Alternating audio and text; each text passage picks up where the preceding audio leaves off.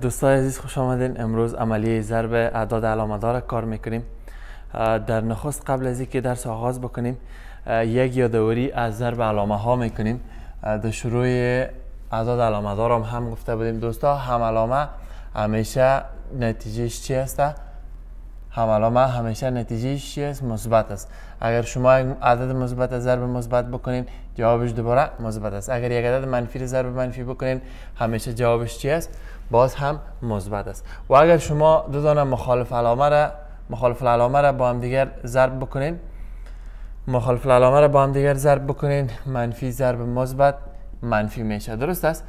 و یا مثبت ضرب منفی مساوی میشه به منفی. یعنی مخالف العلامه همیشه جوابشون چی است؟ منفی است. یکی از دوستایم یک تحلیل دیگه میکنه، میگه خوب است. یک چیزی که خوب باشه گپ مثبت است، نه بد نیست. چیزی که بد نباشه طبعا یک تحلیل مثبت است. بد است، پس علامت چی میه؟ منفی میه. چیزی که بد باشه گپ منفی است. خوب نیست، پس جوابش چی میبره؟ منفی میبره. خب به هر صورتش خب حالا دوستان میریم سر عملیه ضرب اعداد علامه‌دار. دوستا به خاطر عملیه ضرب اعداد علامه‌دار فقط علامه را با علامه ضرب میکنیم، علامه را ضرب علامه میکنیم و عدد کار اول میکنیم، کار دوم عدد ضرب عدد میکنیم. بسیار زیاد ساده، مشکلات دیگر نداره. میریم مثال کار میکنیم دوستا. از مثال های ساده شروع میکنیم، بعدش میریم به طرف مثال های مشکلتر و سختترش. خب به هر صورتش متوجه میباشیم این طرف دوستا که اگر ما داشته باشم منفی 2 ضرب منفی 4. دوستا دقت کنین، وقتی که شما قوس داشتین، قوس دایم به یادتان باشه که قوس همیشه معنای چی رو میده؟ ضرب میده. اگر فراموشتون میشه من اینجا کوچک نوشته میکنم که قوس همیشه معنایش چی است؟ ضرب است در افاده ها البته. خب من میرم این سوال کار میکنم. گفتیم اول علامه را ضرب علامه میکنیم، منفی ضرب منفی صحیح است، بعد نیست، منفی ضرب منفی مثبت. 2 4 ما میشه 8. خیلی پس 8 علامهش چی است؟ مثبت است. اگر به علامه هم نشتهش کنیم باز هم امو مفهوم برای ما چی میکنه؟ میرسانه. طرف مثال دوم دوستان متوجه باشین، اگر ما داشته باشم منفی 1 صحیح 1 بر 2 و این طرف داشته باشم 1 منفی 1 بر 4، درست است؟ و اینجا یک دونه علامه منفی دیگر داشته باشم. به خاطر حل کردن ازی باید اول داخلای قوسا ساده شود. وقتی که داخلای قوسا ساده شد بعد رفته شود ضرب شوند، درست است؟ خیلی پس علامه منفی را من خودشم میمانم، دست نمیزنم. 1 2 2 2 جمع 1 مام چند میشه؟ 3 میشه. خیلی پس در نتیجه نوشته میکنم که 3 بر 2، درست است؟ علامه ببخشید 4 خودش باشه، منفی هم خودش باشه، 1 هم خودش باشه. 1 4 4 علامه ازی منفی بود، پالیش مگذارین. خب حالا میریم در این مرحله چی میکنیم؟ نوشته میکنیم که منفی 3 بر 2 خودش باشه. از علامه های مشابه یکی رو میگیریم، 1 جمع 4 ما میشه 5، 5 بر 4. خب حالا دو دانه عدد با هم دیگر دالت چی قرار دارن؟ ضرب. چون قوس است، قوس گفتیم همیشه معناش چی است؟ ضرب است. منفی ضرب منفی ما میشه مثبت. 5 ضرب در 3 ما میشه 15. صورت با صورت ضرب، مخرج با مخرج. و 2 4 ما میشه 8. دوستا میریم سر سوال بعدی. سوال بعدی اگر داشته باشیم که منفی 1.5 جمع 1 بر 5، درست است؟ این قسمت رو پاک میکنیم چون دیگه برش نیاز نداریم. خب این قسمت رو ضربش میکنیم. یک قوس دیگه رو نظر میگیریم که سوال مشکل تر شد. نظر میگیریم که 3 منفی 1 بر 4 منفی 1.2 متوالی. خب دوستان اینجا متوجه باشین، دقت کنید. باز هم از داخل قوسا شروع میکنیم. منفی خودش باشه 1.5 نوشته میکنم 15 بر 10، درست است؟ جمع 1 بر 5، درست است؟ چرا من ایره نوشته کردم؟ از اشاری رفتم به عام. حالا میریم این قسمت دیگه کار میکنیم. 3 منفی 1 بر 4 و دیگر هم اول عدد اشاری بدون در نظر داشته تمام علامه و متوالیش، منفی چیزی که زیر متوالی نیست که یک زیر متوالی نیست، بر چیزی که زیر متوالی است بجایش یک دونه نو میمانیم. درست است؟ خب حالا میریم ساده ترش میسازیم. نوشته میکنیم که بین از دو دانه مخرج مشترک من 10 را اخذ میکنم.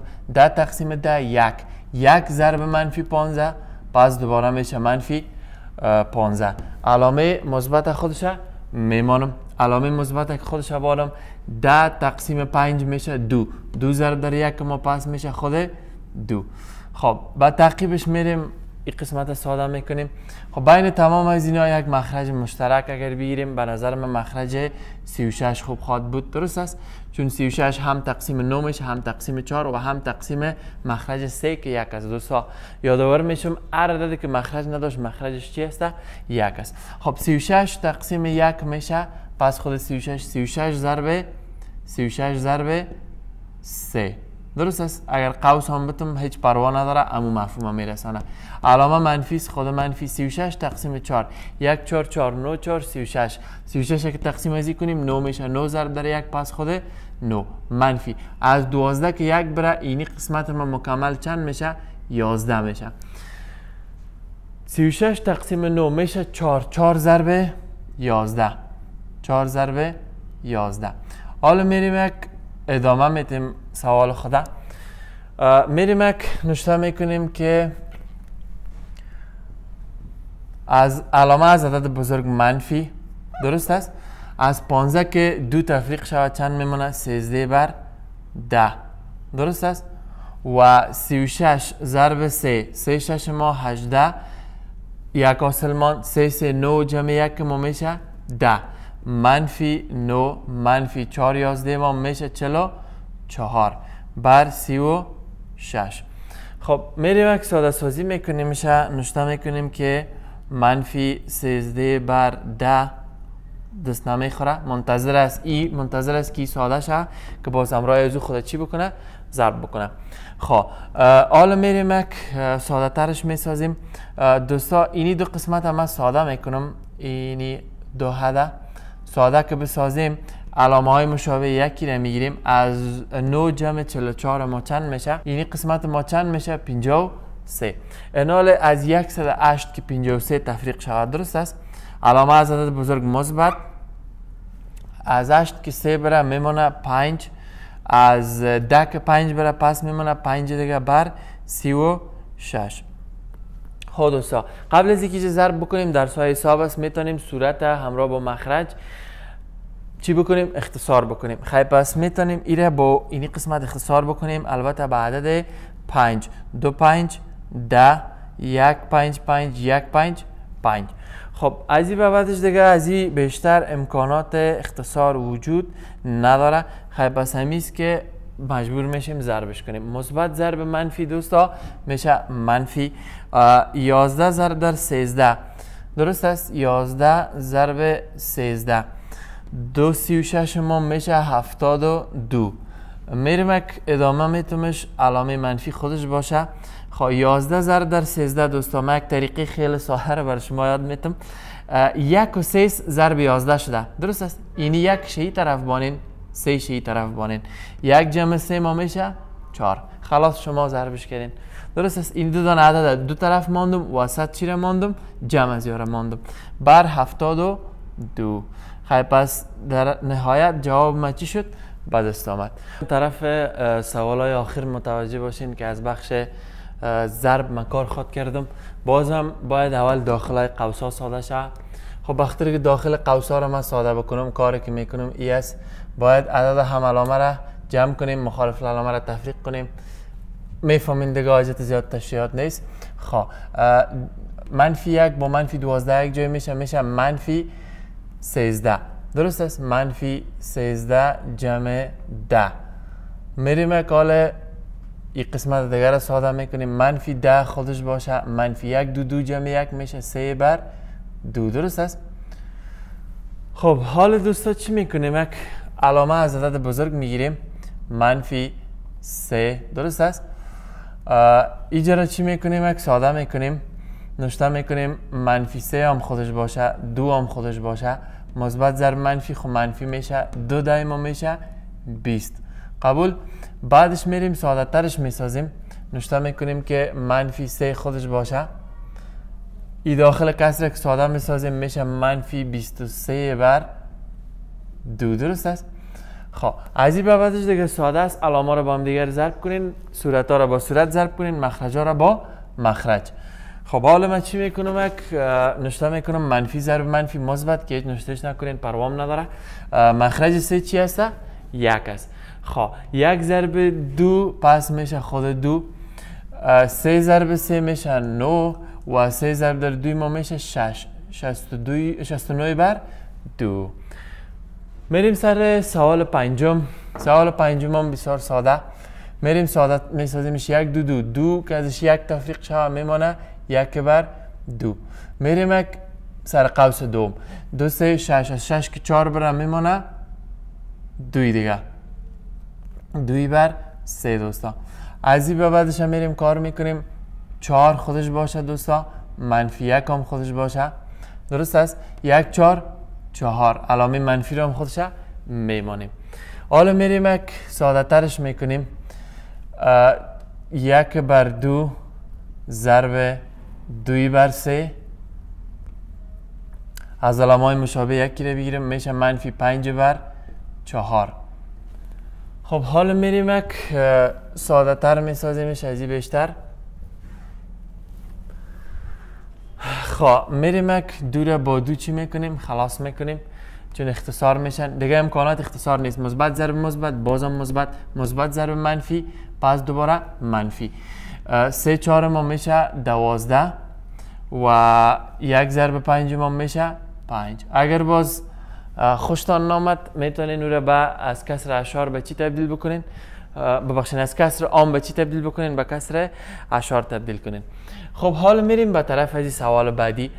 دوستا این سوال از چهره شاید خطرناک معلوم شه اما خیلی آسان است. ازتان میخوایم که دقت به خرج بتین. این سوال 1 جمع 1 بر 2 باز 1 جمع 1 بر 3 اما تا ادامه دارد تا 1 جمع 1 بر 100,000 یا 1 بر 1 لک. درست است؟ خب این چطور میکنیم؟ اول باید شما یک تنظیم داره، باید این شما پیدا کنین. وقتی که تنظیمش پیدا کنین حل از سوال ساده است. اگر بگیرین از 1 جمع 1 بر 2 پیش برین الا 1 جمع 1 بر 100,000 خیلی وقت میگیره و میشه بگویم حتی ناممکن است. این کار از حوصله و قدرت انسان خارج است. خیلی بسیار چطور حل کنیم؟ نظر به مو سیستمی که گفتیم ما پیدا میکنیم حل میشه. چطور کار میکنیم؟ خب از معلومات و از علمیتی که داریم استفاده میکنیم. 1 2 2 2 جمع 1 میشه 3 3 بر 2. تا اینجا خیلی مشکل نیست. قوس داخلش هم مدش میمانم. میریم در قسمت بعدی 1 3 3 3 جمع 1 ما میشه 4 بر 3. در اینجا مشکل نیست.